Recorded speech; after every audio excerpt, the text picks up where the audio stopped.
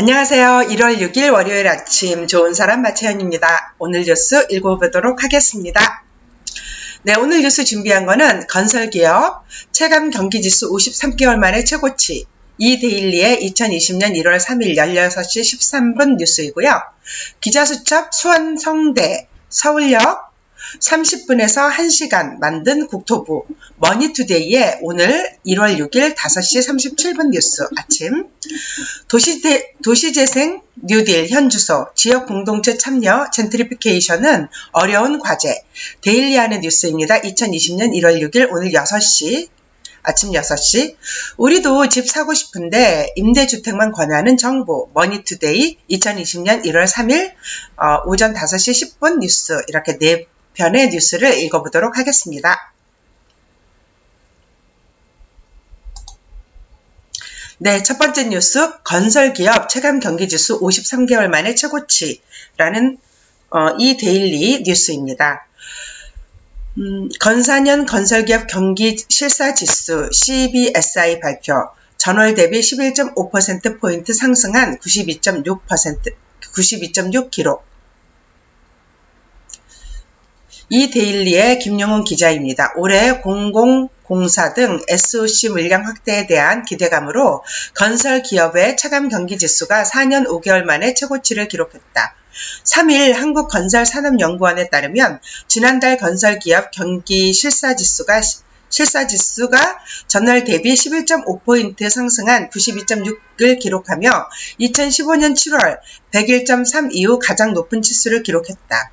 CBSI는 기준선인 100을 아래이면 현재의 건설 경기 상황을 비관적으로 보는 기업이 낙관적으로 보는 기업보다 많다는 것을 의미한다.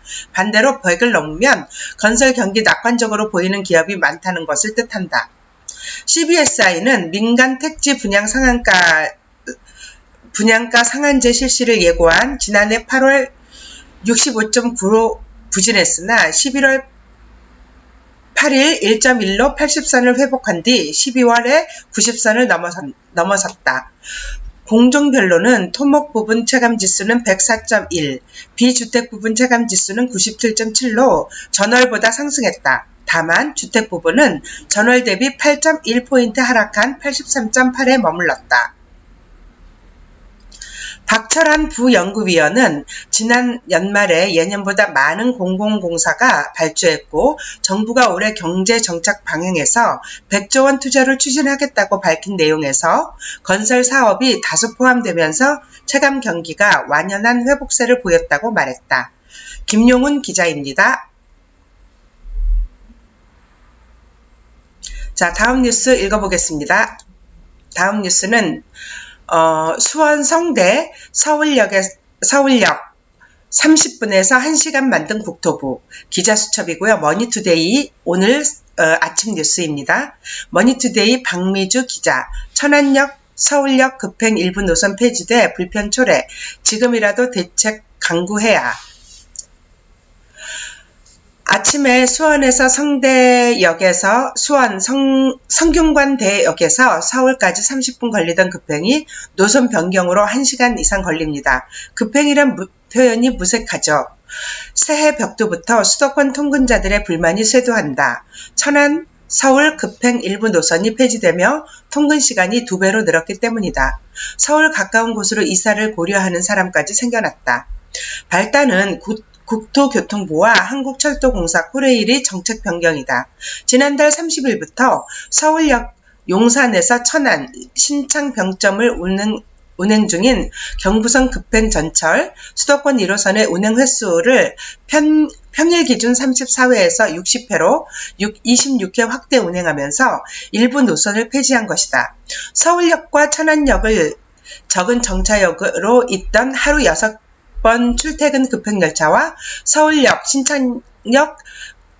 신창역 간 누리로 무궁화의 후신 열차 노선이 없어졌다. 국토부는 이번 운행 개편으로 국민 편의가 크게 개선될 것이라고 홍보했다. 평균 운행 간격이 50분에서 30분으로 줄고 청량리역까지 운행 구간이 연장되며 금정역에서 신규 정차한다는 이유에서이다. 일부 국민들은 생각은 다르다. 청와대 국민청원에 서울역 급행 전철을 폐지하지 말아주세요라는 제목의 글이 올라와 있다. 해당 청원인은 이 급행 전철은 의왕, 군포, 안양으로부터 서울역까지 20여 분 만에 도착할 수 있는 수도권 시민 출퇴근의 핵심이라며 국토부는 서울역 급행 폐지로 인한 수많은 시민의 불편에 침묵하고 있다고 지적했다. 인터넷 커뮤니티에도 갑자기 통근 시간이 길어져 불편하다. 서울과 가까운 곳으로 이사를 알아보고 있다는 글이 올라오고 있다. 하루아침에 잘 이용하던 대중교통 라인이 사라지며 삶의 질이 하락하게 된 셈이다. 충분한 사전 검증이 없었던 점도 비판의 대상이다. 국토부는 지난달 배포한 관련 보도자료에 일부 노선이 폐지되는 문제는 언급조차 않고 편의성이 높아진다는 홍보만 했다. 일부 노선 폐지 사실을 알리고 대안책을 함께 내놨어야 했다는 지적이 나오는 이유이다. 대중교통 정책은 시민의 삶과 직결되어 있다. 통근 시간이 늘어나는 태보는 없어야 한다. 박미주 기자입니다. 맞는 얘기인 것 같습니다. 자, 다음 뉴스 읽어보겠습니다. 도시재생 뉴딜 현주소, 지역 공동체 참여, 젠트리피케이션은 어려운 과제. 거창한 계획보다는 주민 참여 끌어낼 현실적인 방안 절실, 그래야 효과 초연. 환경 개선되면 집값 오르는 건 자연스러운 일, 젠트리피케이션 보완책 필요. 도시재생 뉴딜 사업지로 선정된 동대문구 제기동 일대의 골목 모습. 이정윤 기자. 서울형 도시재생 사업의 마무리 단계에 있는 지역과 교통부의 도시재생 뉴딜 사업으로 첫 걸음마를 시작하는 지역 모두 주민의 적극적인 참여라는 고민을 안고 있다. 도시재생은 해당 사업지에 살고 있는 주민 공동체가 주도적이고 지속적으로 이끌어가는 만큼 그들의 관심과 참여가 필수적이기 때문이다. 이에 전문가들은 앞으로 도시재생의 거창한 계획을 늘어놓기보다 실질적으로 실행이 가능하며 주민이 체감할 수 있는 사업이 필요하다고 강조한다. 그래야 정부 사업이 종료된 후에도 주민 주도의 도시재생이 지속 가능할 수 있다는 것이다. 거창한 계획보다는 주민 참여 이끌어낼 현실적인 방안 절실, 그래야 효과 체감. 문재인 정부의 도시재생 뉴딜 사업으로 2017년 12월부터 올해 10월까지 선정된 지역은 전국의 256곳으로 사업 규모나 성격에 따라 중심시가지, 경제기반, 일반 근린, 주거지원, 우리 동네 살리기, 특별재생 등으로 나뉜다. 사업 유형별로 조금씩 차이는 있지만 도시재생 사업지의 공통된 고민은 주민이나 상인 등 해당 도시재생 주체들의 사업에 대한 이해를 돕고 지속적으로 관심을 이끌어가는 문제다. 서울의 서울형 도시재생 사업지 관계자는 처음 도시재생 사업지로 선정됐을 땐 시에서 동네에 100억 원을 투자한다고 하니까 사람들이 관심이 상당히 높다며, 하지만 도시재생은 재개발, 재건축처럼 큰 변화가 없다 보니 금세 관심이 식어버린다라고 말했다. 이어 그는 일반인들 사이에서 도시재생이라는 단어가 알려진 지 5년 정도밖에 되지 않았다며, 도시재생이란 말은 들어봤어도 이게 무엇을 하는 것인지 이해시키고 참여하도록 유도하는 일은 쉽지 않다고 덧붙였다. 대부분의 도시재생 사업지 주민들이 앵커 시설인 도시재생지원센터 건물이 새롭게 지어진 것 외에는 도시재생의 효과나 결과물을 느끼지 못하고 있는 실정이다. 도시재생 효과에 대해 동네가 깨끗해진 건 도시재생 때문이 아니라 집세를 올려받기 위해 집주인들이 낡은 집을 개조한 덕분이다 라고 말하는 주민들이 대부분이다. 이에 실무 전문가들은 주민들이 직접 도시재생 사업에 참여하고 그 변화를 체감하도록 하는 일이 중요하다고 강조했다. 또 다른 도시재생 실무 관계자는 사업에 참여한 주민들이나 상인들의 경우 마을에 아주 작은 변화가 생기더라도 눈에 보이고 피부로 느끼다 보니 도시재생 사업에 계속 관심을 갖더라며, 정부 사업 종료 후에도 도시재생이 지속 가능하도록 하기 위해선 주민들의 체감할 수 있는 프로그램이나 계획들을 마련하는 게 중요하다고 설명했다. 이에 도시재생 뉴딜 사업지 선정에 있어 단순히 낙후도로만 평가할 것이 아니라 해당 지역 주민들이 얼마나 환경 개선에 대한 의지가 있는지 등의 상황도 고려해야 한다는 게 전문가들의 조언이다. 배홍규 중앙대학교 교수는 도시재생은 주민들이 스스로 주체가 돼 합심해 마을을 개선해 나가는 활동이 중요하다며 무조건 낙후됐다고 해서 도시재생을 하는 것이 아니라 지역이 갖고 있는 자원을 스스로 개선하려고 하는 노력을 보이는 곳이 선정될 필요가 있다고 말했다. 환경 개선되면 집값 오르는 건 자연스러운 일, 젠트리피케이션 보완책은 필요. 집값 상승이나 젠트리피케이션 문제도 간과할 수 없는 부분이다. 실제로 본격적인 도시재생 뉴딜 사업에 착수하기도 전에 사업지 발표만으로써 집값이 상승하거나 이미 벌어진 젠트리피케이션 현상을 해소하기 위해 팔을 걷어붙인 지역도 있다. 이를 두고 업계 관계자들은 낙후된 지역이 개선될 경우 집값이 상승하는 건 자연스러운 현상일 수밖에 없다는 입장이다. 다만 앞서 문제가 발생한 사업지들을 선례로 삼아 임대인과 임차인 간 협약이나 시세보다 저렴한 임대료를 보장하는 안심상가 등의 방안을 통해 선제적 대응이 필요하다. 배 교수는 주민들이 살기 불편하고 낙후된 환경을 개선하는 건 반드시 필요하다며 도시재생의 경우 재개발이나 재건축처럼 과도한 집값 상승은 아니겠지만 생활 환경이 나아진 만큼 점진적으로 가격 상승은 자연스러운 일이라고 말했다. 그러면서 무조건 집값이 올라가는 건 나쁜 것이고 내려가는 건 좋은 것이라고 생각하는 건 적절하지 않다고 덧붙였다. 데일리안의 이정윤 기자였습니다. 마지막 뉴스 읽어보겠습니다. 우리도 집 사고 싶은데 임대주택만 권하는 정부. 머니투데이 1월 3일 뉴스입니다. 머니투데이 박미주 기자 2030 신주거 리포트. 임대주택은 좁고 거주기간 한정돼. 한계. 징검다리 필요. 청년 신혼부부 주거실태 조사네요. 도대체 왜 젊은 사람들은 좁은 임대주택에 살아야 된다는 생각을 하는 걸까요? 정부의 청년 신혼부부 주거정책이 수요와 달리 임대주택에 초점이 맞춰지며 불만을 사고 있다.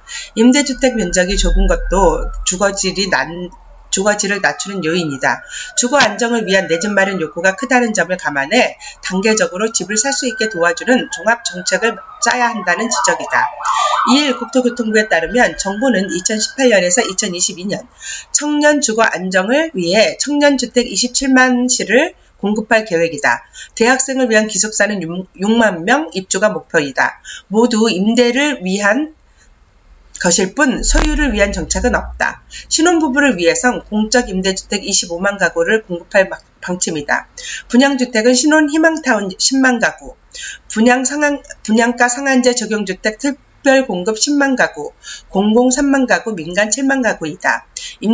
임대주택 비중이 절반을 넘는다. 하지만 2030 세대들은 내 집 마련을 원한다.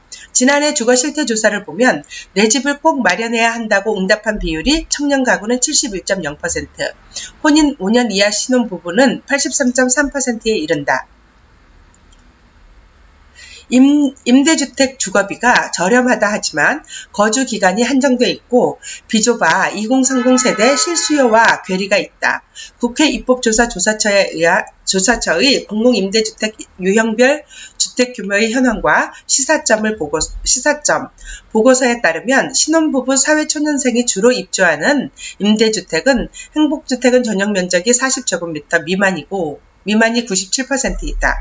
행복주택의 1인당 거주 면적은 22.5제곱미터로 일반 주택 거주 가구 32.0제곱미터보다 9.5제곱미터 작다.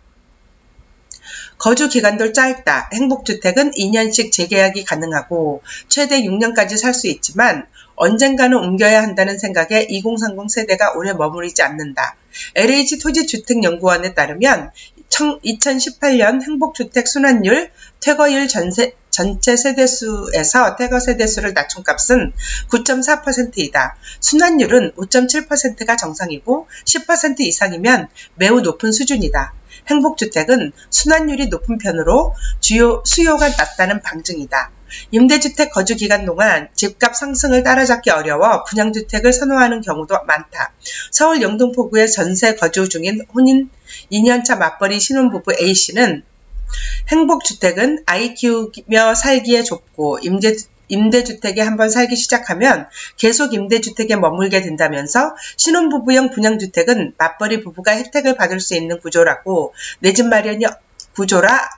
마련이 어렵다고 하소연했다. 그렇지. 정부가 임대 분양주택을 섞는 소멸믹스 정책을 폈으나 임대주택의 사회적 인식이 부정적이고 주거가 계층화되는 점도 깊이 현상을 부추긴다. 이에 청년층의 실수요에 맞게 주택 공급을 다양화하고 재산 형성을 돕는 정책이 필요하다는 의견이 나온다. 진미윤 LH 토지주택연구원 연구위원은 청년이 가정을 꾸리고 주택 구입으로 주거 안정을 이루는 것까지 고려해 징검다리를 놔줘야 한다며 중장기 모기지, 재형저축 같은 자산 형성 프로그램을 병행하고 1020, 10년, 20년 공공임대같이 소유로 이어질 수 있는 다양한 형태의 주택 공급이 필요하다고 했다. 박미주 기자였습니다. 네, 여기까지 오늘 준비한 뉴스인데요. 다양한 뉴스 읽어보았습니다. 내일도 기다려주시고요. 오늘 뉴스 좋았다면 좋아요와 구독하기 눌러주시면 감사하겠습니다. 내일 뵙겠습니다.